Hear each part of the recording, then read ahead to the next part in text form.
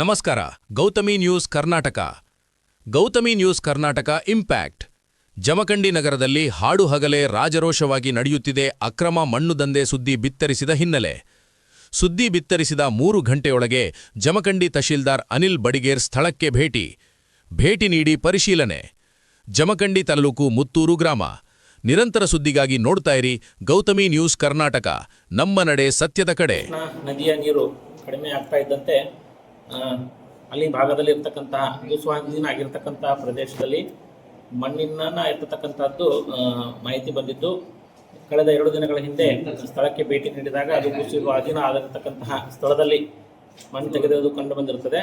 ಈಗಾಗಲೇ ಮಾನ್ಯ AC ಅವರ ನೇತೃತ್ವದಲ್ಲಿ ಎಲ್ಲ ತಾಲೂಕು ಮಟ್ಟದ ಅಧಿಕಾರಿಗಳಿಗೆ ಸಭೆಯನ್ನು ಜರುಗಿಸಿದ್ದು ಅವರಿಗೆ ಮೇಲುಸ್ತುವಾರಿ ಮಾಡಲಿಕ್ಕೆ ಆದೇಶವನ್ನು ಮಾಡಿದ್ದಿರುತ್ತದೆ.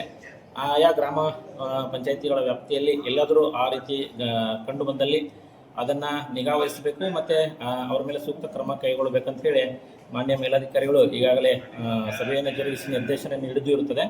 ಅದೇ ರೀತಿಯಾಗಿ ನಾವು ಕೂಡ ಅಕ್ರಮವಾಗಿ ಯಾವುದೇ ಅನುಮತಿ ಇಲ್ಲದೆ ಮಣ್ಣನ್ನು ಎತ್ತುವುದು ಎಲ್ಲಾದರೂ ಕಂಡು ಬಂದಲ್ಲಿ ನಾವು ನಿರ್ದಾಕ್ಷಿಣ್ಯವಾಗಿ ಕ್ರಮ ಕೈಗೊಳ್ತೇವೆ ಅಂತ ನಾನು ಹೇಳ್ತೇನೆ. ಸರ್, ಇಟ್ಟಂಗಿ ಬಟ್ಟಿಗಳ ಕ್ರಮ ಕೈಗೊಂಡ್ರೇನು ಸರ್? ಅನಧಿಕೃತವಾಗಿ ಇಟ್ಟಂಗಿ ಬಟ್ಟಿಗೆ ಅವುಗಳಿಗೆ ನಾವು ನೋಟಿಸ್ ನೀಡ್ತಕ್ಕಂಥ ವ್ಯವಸ್ಥೆಯನ್ನು ಮಾಡಿದ್ದೀವಿ. ಅಲ್ಲಿ ಅನಧಿಕೃತವಾಗಿ ಕಂಡು ಬಂದಲ್ಲಿ ಅವ್ರ ಮೇಲೆ ಕ್ರಮವನ್ನು ಜರುಗಿಸ್ತೇವೆ.